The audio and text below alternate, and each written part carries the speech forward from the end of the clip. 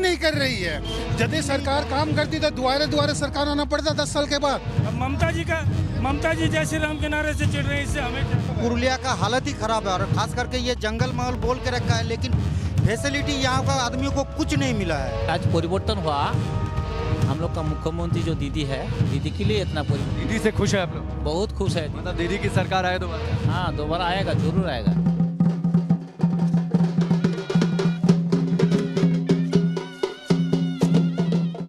पश्चिम बंगाल के चुनावी सफर पर हम पहुंचे हैं पुरुलिया में। पुरुलिया की जब चर्चा होती है तो जिक्र आता है मुखौटों का। पुरुलिया की जब चर्चा होती है तो यहाँ के छऊ नृत्य की भी बातचीत सामने आ जाती है, उसकी तस्वीर भी जहन में उभर जाती है, जो कि यहाँ की एक खास विधा है नृत्य की। इसके साथ ही पुरुलिया की जब चर्चा आती है तो 90 के दशक में हथियार कांड की भी चर्चा आ जाती है, जब खेतों में बड़ी संख्या में AK-47 और कारतूस मिले थे। लेकिन हाल फिलहाल में पुरुलिया की चर्चा हो रही है। पुरुलिया की चर्चा इसलिए हो रही है क्योंकि यहाँ पर 9 विधानसभा की सीटें हैं। 9 विधानसभा की सीटों में कौन बाजी मारेगा, किसको शिकस्त मिलेगी, किसको जीत मिलेगी, ये वक्त बताएगा, ये चुनाव बताएगा, वोटिंग बताएगी और चुनावी नतीजों के दिन तस्वीर साफ होगी। लेकिन यहाँ से पुरुलिया की जनता संदेश क्या देना चाह रही है, ये हम जानने की कोशिश करेंगे। बंगाल बोले में आज हम आपको दिखाएंगे विधानसभा चुनाव को लेकर पुरुलिया की जनता का मूड क्या है। यहाँ की जनता की जुबानी आपको बताएंगे क्या पुरुलिया परिवर्तन की राह पर चल पड़ा है। बीजेपी के मिशन 200 के लिए पुरुलिया क्यों अहम है। साथ ही ये भी दिखाएंगे किस तरह ममता बनर्जी के इस मजबूत किले में बीजेपी ने न सिर्फ सेंध लगा दी है, बल्कि इस किले पर लगभग बीजेपी का कब्जा हो चुका है। पुरुलिया पहुंचते ही news nation reporter Rakesh Pandey सबसे पहले जनता का मूड समझने के लिए चौक बाजार पहुंच गए।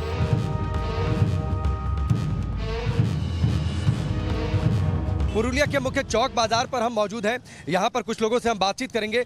व्यस्त बाजार है, ट्रैफिक की अपनी समस्या है और आप देखिए थोड़ा सा कंजस्टेड मार्केट भी है शहरों के लिहाज से देखें। लेकिन पुरुलिया की जनता क्या कह रही है, चुनाव में परिवर्तन होगा या नहीं होगा? बिल्कुल होगा। 9 में 9 विधानसभा पुरुलिया में बीजेपी जीतेगी, क्योंकि तृणमूल का जो अत्याचार है उससे जनता त्रस्त हो गई है। 33 साल के वामपंथी राज में सबने सोचा था कि दीदी को वोट देंगे, एक अच्छा सुशासन होगा, किंतु ये तो वो 33 साल को भी पार कर चुकी है। चुनाव में नारों की गूंज बहुत ज्यादा है। जय श्री राम के नारे ममता बनर्जी कहती हैं, उनका अपमान हो रहा है। हाँ, तो अपमान किस लिए अपमान? जय श्री राम बोलने से किसी का अपमान तो नहीं होता है। वो सोचती है जय श्री राम बोलने से उसका जैसे राक्षसी बोलता है ना, ताड़क राक्षसी जैसे कैसा होता है, वो पूरा घबरा जाता था। जय श्री राम बोलने से जैसे वो राक्षसी की तरफ घबरा जाता है। पुरुलिया में चुनाव की चर्चा हो रही है, लोग आपके पास वोट मांगने आते होंगे। आप जब वोट डालने जाएंगे तो आपके जहन में क्या रहेगा? जहन में ये रहेगा कि पिछले 10 सालों का जो कार्यकाल है ममता जी का, वो आंखों के सामने रहेगा कि क्या किया है उन्होंने। काम से खुश हैं आप? वो तो अब वोट आएगा तो आपको पता चल जाएगा। खुश तो कोई नहीं है यहाँ। पुरुलिया का हालत ही खराब है और खास करके ये जंगल महल बोल के रखा है, लेकिन फैसिलिटी यहाँ का आदमियों को कुछ नहीं मिला है। सिर्फ नाम का 2 रुपया का चावल देता है, वो भी सड़ा हुआ, मतलब पोका लग गया हुआ। मोदी जी का दो रुपए के चाल का भी तो केंद्र सरकार का है, वो चेंज करता है। केंद्र सरकार की योजनाएं कहाँ आती है? प्रधानमंत्री मोदी कहते हैं कि जितनी उनकी योजना है सरकार रोक देती है उन्हें। बिल्कुल सभी रोक देती है। पुरुलिया की जनता से बातचीत में अब तक हमें पता चल चुका था कि यहाँ की जनता बदलाव चाहती है। हिंसा, भ्रष्टाचार, कटमनी से जहाँ वोटर्स में ममता सरकार के खिलाफ आक्रोश है, तो जय श्री राम के नारे को लेकर दीदी की बेरुखी भी उन्हें परेशान करती है। विक्टोरिया मेमोरियल पर प्रधानमंत्री मोदी बैठे थे, सामने से जय श्री राम का नारा लग गया। वो कह रही है जानबूझकर मुझे अपमानित किया। नहीं, हम लोग अपमानित करने के लिए नहीं करते, हम तो अपने भगवान का नाम लेते हैं और माँ भारती का, भारत माता की जय कहते हैं। अब इसमें अगर किसी को चिढ़ होता है तो इसमें हम क्या कर लें? तो वोट में तो मुद्दों की बात होनी चाहिए ना। हाँ जी, लोकल इश्यू की बात होनी चाहिए। तो लोकल इशू की बातें तो हम करते ही है, लेकिन हम अपने आराध्य देवता जय श्री राम बोलेंगे तो इसमें तकलीफ का? हमने किसी और धर्म के किसी लोगों को मना करा है क्या कि आप अपने धर्म का क्यों चिढ़ती हैं? अगर वो कह रही हैं कि उन्हें चिढ़ाया जा रहा है तो इसकी वजह क्या है? इसका वजह जय श्री राम जैसे हम लोग नारा लगाते, वो सोचता है जैसे हम लोग बाहर का राम बंगाल का। वो तुष्टीकरण की राजनीति करती है। जय श्री राम बोलेंगी तो उनका वोट घसक जाएगा। ये इससे बीजेपी को भी तो फायदा होगा। हाँ, इससे बीजेपी को भी तो फायदा होगा। बीजेपी तो सबका साथ सबका विकास चाहती है, अब बीजेपी के साथ सब हैं। ठीक है। हाँ। मैम आप बताइए, ममता बनर्जी महिला है, आपको लगता है महिलाओं के लिए काम किया उन्होंने? कुछ भी नहीं किया। आप जानते हैं कि पश्चिम बंगाल में महिला कितने असुरक्षित हैं। हर दिन कुछ ना कुछ घटना घटते जा रहे हैं। आप कुछ दिन पहले यहाँ पे जो होम है, यहाँ पर जुवेनाइल होम है, जो लड़कियाँ रहती हैं, वहाँ का घटना आप सुने होंगे कि वहाँ पर बाहर से लोग घुसते थे, आज जाके महिला से मतलब खराब आचरण करता था। तो उसमें भी हम आवाज़ उठाए, भारतीय जनता पार्टी महिला मोर्चा से हम लोग आवाज़ उठाए। कहीं पर भी महिला सुरक्षित नहीं है, पूरा बंगाल में महिला असुरक्षित है। आपको लगता है कि सब ठीक चल रहा है बंगाल में, पुरुलिया में सब ठीक चल रहा है कि परिवर्तन चाहिए आपको? कुछ परिवर्तन चाहिए। कुछ परिवर्तन क्या चाहिए? क्योंकि नौकरी नहीं मिलता है। कौन नौकरी देगा? ममता दीदी देंगी कि बीजेपी की सरकार देगी? ममता को देना चाहिए, वो उसकी सरकार है। अरे अब तो देना किसको चाहिए छोड़ दीजिए, अब तो सामने चुनाव है। चुनाव में तो बीजेपी को ही चाहिए। बीजेपी को है? आप बताइए भाई साहब, आप बताइए इधर आगे आइए, आगे आइए, पीछे क्यों खड़े, आगे आइए, हाँ बताइए। श्रमिक के लिए मोदी जी की कराया है और ममता जी की करा है। इटा भोट देना है श्रमिक लेबा जो की करे छे, लेबा जो की करे छे, ताई लेबा दे भोटे जुते सबाई सब। इसको हिंदी में बताइए क्या बोले? इनका कहने का मतलब है कि श्रमिकों के लिए ममता जी ने क्या करा है और मोदी जी ने क्या करा है। तो ममता जी ने तो श्रमिकों के लिए कुछ नहीं करा। श्रमिक हो, कृषक हो, उनके लिए। आप ममता दीदी से खुश नहीं है? कौन है? दुए लोग के खुश नहीं है, हमरा के जे सुख दिवे से ज्यादा से सुख है। और नक्सली वारदात पहले काफी हुआ करती थी, अब उस पर अंकुश लगा है। आप लोगों को लगता है 90s के दशक में जो हथियार मिले थे खेतों में, उसकी चर्चा बहुत ज्यादा हुई थी? देखिए, नक्सलिस्ट का जो यहाँ पे माओवादी का जो बात हुआ था ना, यहाँ पे माओवादी होंगे का सारे माओवादी तो टीएमसी के नेता बन गए। उसका सेटिंग था टोटली, उस सरकार को गिराने के लिए, अगले सरकार को गिराने के लिए ही उसका सेटिंग था। और देखिए वो सरकार में आया, माओवादी भी कहाँ गायब हो गया। तो टीएमसी ज्वाइन कर लिया सर। पुरुलिया की सीमा, देखिए सब माओवादी को सीट दे के रखा है टीएमसी। पुरुलिया की सीमा थोड़ी बहुत झारखंड से भी लगती है। हेमंत सोरेन भी आ रहे हैं इधर। देखिए का जो लीडर था छत्रधर महतो, आज टीम सेक्रेटरी है टीएमसी में। टीएमसी के लोग आपकी पार्टी में, बीजेपी में, लेकिन जो छत्रधर महतो बोल के, सृष्टिधर महतो बोल के, वो तो आपका जिलाध्यक्ष था। तो अभी देखिए उनका जो मतलब सारे बीजेपी में आ रहे हैं, जो काला है, जो तो हो सकता है कि जो आ गया वो अच्छा हो गया, जो नहीं आया नहीं, ऐसा बात नहीं है। आप तो बोल रही है, ममता जी बोल रही है, जो बीजेपी में अभी तक कर रही है वॉशिंग मशीन, हम लोग वही कर रहे हैं। खराब आदमी हमारे यहाँ वॉशिंग मशीन में परिष्कार करके बीजेपी ज्वाइन करवा रहे हैं। आप लोग भी कीजिए बीजेपी, हम तो यही चाहेंगे। चलिए ठीक है। पुरुलिया की जनता क्या सोचती है, ये वोटिंग के दिन वो अपना फैसला कर देगी ईवीएम के अंदर, और चुनावी नतीजे जब आएंगे, हालांकि अभी चुनावी तारीखों का इंतजार जरूर है जब चुनाव आयोग घोषणा कर दे। लेकिन पुरुलिया के अंदर हम पहुंचेंगे, हम अयोध्या हिल पर पहुंचेंगे। इसके साथ ही हम छऊ नृत्य की कुछ तस्वीरें आपको दिखाएंगे। इसके साथ ही जो मुखौटा यहाँ का प्रसिद्ध है, उस मुखौटे को बनाया कैसे जाता है, कहाँ का उसकी सप्लाई होती है, उनकी क्या मांग है, इस पर भी हम लगातार उनसे चर्चा करेंगे। पुरुलिया का ये सफर अभी हमारा बस शुरू हुआ है। पुरुलिया के वोटर्स की मन की बात आपको दिखाएंगे आगे, लेकिन अब आपको जल्दी से पुरुलिया का राजनीतिक गणित बता देते हैं।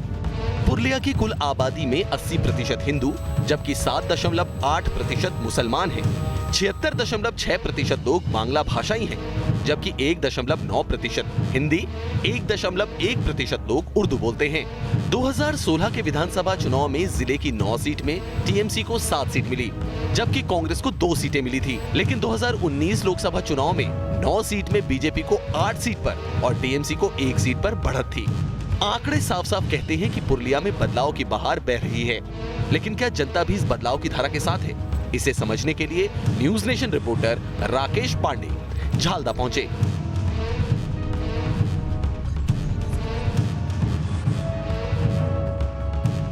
झालदा यहाँ का बड़ा राजनीतिक केंद्र है। बीजेपी के मौजूदा सांसद ज्योतिर्मय महतो के साथ साथ इलाके के ज्यादातर सांसद यहीं से आते हैं। पुरुलिया के चुनावी मूड को समझते हुए हम इस वक्त झालदा में मौजूद हैं, और झालदा की जो सबसे खास बात यह है कि जो अब तक जितने भी पुरुलिया से सांसद हुए, वो उनका संबंध झालदा से रहा है, और मौजूदा दौर में जो बीजेपी के सांसद हैं वो भी झालदा से ही आते हैं। लेकिन झालदा के लोगों का चुनावी मूड क्या है, ये हम समझने की कोशिश करेंगे। ये जानकारी मिली है कि हर बार जो सांसद होते हैं वो झालदा से ही होते हैं। देखिए, यहाँ पुरुलिया का पॉलिटिक्स का ये केंद्र बिंदु रहा है। भारत जब से स्वाधीन चुनाव हुआ है तब से यहाँ केंद्र बिंदु रहा है। हमें जानकारी मिली है कि आप टीएमसी में थे, टीएमसी आपने छोड़ दी है? हाँ, टीएमसी हम छोड़े हैं। क्यों छोड़ दिए टीएमसी? टीएमसी हम छोड़े हैं, देखिए टीएमसी में जिस टाइम बागमुंडी में कुछ नहीं था, उस टाइम पार्टी को हम ऑलरेडी एक जगह में पहुंचा दिए थे। फाइट भी बहुत जोरदार किए थे। आप विधायकी का चुनाव भी लड़े, एमएलए का चुनाव भी लड़े, कितना वोट मिला था तब? मेरा 80,000 प्लस वोट मिला था पुरुलिया में, बागमुंडी में, यहाँ पर, है ना? तो ये तो बहुत ज़्यादा वोट हो गया। हाँ, मतलब हम लोग जीत जाते हैं, लेकिन टीएमसी का कुछ लीडर बदमाशी किया था, इसलिए हम लोग हार गए थे। बंगाल में परिवर्तन की बातचीत बहुत हो रही है, प्रधानमंत्री मोदी भी परिवर्तन की बातचीत कह रहे हैं। तो ये जो पार्टी का परिवर्तन हो रहा है, जैसे भाई साहब ने टीएमसी छोड़ दी, बहुत सारे ऐसे नेता हैं जो टीएमसी छोड़कर बड़े बड़े नाम हैं जो बीजेपी में आ रहे हैं, इससे क्या सत्ता परिवर्तन होगा? नहीं, एक्चुअली तो ये है, यहाँ का जो जनता है वो जनता ठान लिया है यहाँ का परिवर्तन होगा, और इसी तरह चल रहा है। और परिवर्तन जो होगा ऐसा नहीं होगा, कम से कम रिकॉर्ड होगा, 200 प्लस सीट लेकर परिवर्तन होगा। ममता बनर्जी तो कहती हैं कि वो उनके सामने अगर जय श्री राम का नारा लगा तो कहती है मेरा अपमान हो रहा है। बनर्जी क्यों चिढ़ रही है फिर? उनका वो पर्सनल मैटर है, वो उनको हिंदुत्व से थोड़ा, पॉलिटिक्स में पर्सनल क्या होता है? नहीं, पर वो उनको थोड़ा हिंदुत्व में थोड़ा रुचि नहीं है, ये हो सकता है। वो 30% के लिए काम करता है, इसलिए उसका रुचि नहीं है कि किसी खास वर्ग को खुश करना चाहती है? नहीं, देखो उसका अपना रुचि है, कहे कि रुचि रहने से तो अगर ये वाला उसको अच्छा लगता तब तो इसमें समर्थन करता है, लेकिन इसमें उसका अच्छा नहीं है, उसे रुचि नहीं है। आपको लगता है कि लोकल इश्यू पर बातचीत हो रही है या फिर सिर्फ जय श्री राम, कौन जय श्री राम के साथ है, कौन जय श्री राम के खिलाफ है, इसी पर बात हो रही है? नहीं, लोकल इश्यू बहुत ज़्यादा है। जैसे यहाँ का हम लोग का सबसे ज़्यादा लोकल इश्यू पानी का समस्या है। आज तक यहाँ पानी का पीने का लोगों का व्यवस्था नहीं है, पढ़ाई का कुछ है नहीं, ये हॉस्पिटल है यहाँ, बहुत बड़ा बड़ा हॉस्पिटल है, वहाँ डॉक्टर पूछे क्योंकि ऊपर अयोध्या हिल पर हम मौजूद थे, वहाँ पर कुछ लोग बातचीत चल रही थी, टीएमसी की एक सभा चल रही थी, उस दौरान लोग कह रहे थे कि मंदिर बन रहा है देश में, कुछ काम नहीं हो रहा है। नहीं, काम देखिए, वहाँ से जो काम आ रहा है सेंट्रल से, इन लोग ये जो सरकार है होने नहीं दे रहे। वो बहुत सारा उदाहरण है, जैसे कि किसान लोगों के लिए 6,000 रुपया किसान सम्मान निधि, वो यहाँ का किसान का नहीं मिल रहा है। एक बदलाव की बातचीत यहाँ पर झालदा से हो रही है, लेकिन झालदा से बदलाव की बातचीत राज्य के सत्ता के शीर्ष तक पहुँचती है, वहाँ पर परिवर्तन होता है नहीं होता है ये वक्त बताएगा। लेकिन फिलहाल एक दिलचस्प जो जानकारी ये है कि झालदा से हर बार जो यहाँ के पुरुलिया का प्रतिनिधित्व करते हैं वो झालदा से संपर्क करते हैं, इसलिए झालदा किस ओर वोट करता है ये काफी हद तक तय करेगा कि पुरुलिया से, इस पूरे इलाके से जीत किसको मिलती है, कौन विधानसभा तक। न्यूज नेशन के कैमरे पर झालदा में जनता का जो मूड दिखा वो मिक्स रिस्पांस था। यानी कुछ वोटर ऐसे थे जो 10 साल के ममता के शासन और 3 दशकों के लेफ्ट सरकार के बाद अब बीजेपी को मौका देने के पक्ष में थे, तो वहीं ऐसे लोगों की भी कमी नहीं थी जिन्हें दिल्ली में मोदी और कोलकाता में ममता पसंद है। लोगों की पसंदी नापसंदी के बीच हम पहुंच गए बाघमुंडी। इस गांव की पहचान इन मुखौटों की वजह से है। रामायण के चरित्र से लेकर मां दुर्गा, मां काली के चेहरे वाले मुखौटों से लेकर हर तरह की मास्क आपको यहां मिल जाएंगे। पुरुलिया जब आप आएंगे तो पुरुलिया 2 चीजों के लिए बहुत ज्यादा प्रसिद्ध है, एक तो यहाँ के मुखौटे और दूसरा यहाँ का छऊ नृत्य। इसलिए जो यहाँ का लोकल टच है वो हम न्यूज नेशन के जरिए आपको दिखा रहे हैं। मुखोस यहाँ की भाषा में इसे कहा जाता है, बंगाली भाषा में मुखौटे, अलग अलग तरीके की आकृतियों के मुखौटे आपको दिखाई देंगे। देवियों के मुखौटे, देवताओं के मुखौटे, महाभारत या फिर रामायण के पात्रों को दिखाना होता है तो उस हिसाब से मुखौटों की आकृति गढ़ दी जाती है पात्रों के हिसाब से। जो अलग अलग तस्वीर है ये पुरुलिया की संस्कृति को तो दिखाती है, लेकिन ये परंपरा कितनी पुरानी है? ये तो जो हम लोग का जो महाभारत रामायण होता है ना, रामायण महाभारत में कहानी लेके छो जन्स होता है। और हम लोग का जो पुरुलिया डिस्ट्रिक्ट का जो झूमर है, झूमर कल्चर, झूमर नहीं होगा तो आपको छो नहीं होगा। तो इसीलिए हम लोग का जो अभी छो तो अभी फेमस, ऑल इंडिया फेमस हो गया, क्योंकि हम लोग का एक गाँव में हम लोग का जो पद्मश्री गंभीर सिंह मुड़ा का घर है, और ये गांव का जो अभी तो जो हम लोग का इकोनॉमिक स्टेटस बहुत अच्छा हुआ। मुखोस वो ऑल इंडिया में जाता है, ऑल इंडिया में मुखौटा यहाँ से जाता है। हाँ। तो पूरे भारत में जहाँ भी मुखौटों की जरूरत होती है तो अगर मांग उठती है तो सबसे ज्यादा पुरुलिया के मुखौटों की मांग उठती है। बाघमुंडी गांव में हमें 85 साल के ये शख्स भी मिले जो मुखौटा बनाने वाले इलाके में सबसे बुजुर्ग कलाकार भी हैं। इन्होंने आजादी के बाद से अब तक कांग्रेस, लेफ्ट और अब ममता की सरकार सबका कामकाज देखा है। जब हमने इनसे सवाल किया कि चुनाव में क्या होने वाला है तो ये कहते हैं कि ममता सरकार में काम तो हुआ है, लेकिन इस बार बीजेपी 2016 के मुकाबले फायदे में रहेगी। कब से ये काम कर रहे हैं? কবে থেকে করছেন এই কাজটা? কবে থেকে? আমরা এটা আমাদের পিতা পুরুষ থেকে বহুত দিন এটার थोड़ा सा बंगाली भाषा है इसलिए मुझे लगता है हिंदी में क्या कहा इन्होंने। वो कहा कि ये जनरेशन से काम कर रहे हैं। उसका पिताजी भी करते थे, उसका पिताजी का पिताजी जो बरदादा थे वो भी करते थे, लेकिन इसका उम्र है अभी 85 ईयर्स। अभी ओल्डेस्ट आर्टिस्ट ऑफ पुरुलिया। पड़ेगा कि सत्ता में परिवर्तन हो जाए। सत्ता में परिवर्तन नहीं होगा। करीब पहले जो था 5 साल पहले करीब 211 सीट्स था टीएमसी का, अभी वो 170 के आसपास आएगा। 40 सीट्स अराउंड बीजेपी के पास में। पुरुलिया की एक और पहचान यहाँ के छऊ नृत्य से है। बाघमुंडी में रहने वाले इन मुखौटों का इस्तेमाल पारंपरिक छऊ नृत्य में होता है। पश्चिम बंगाल के चुनावी सफर पर मौजूद है और जो तस्वीरें आपने देखी हैं ये तस्वीरें दरअसल छऊ नृत्य की ये तस्वीरें हैं। और छऊ नृत्य के जरिए अब रामायण महाभारत या फिर दूसरे जो पात्र हैं उनको दर्शाया जाता है। एक तस्वीर आपने देखी जब माँ दुर्गा ने महिषासुर का वध किया था।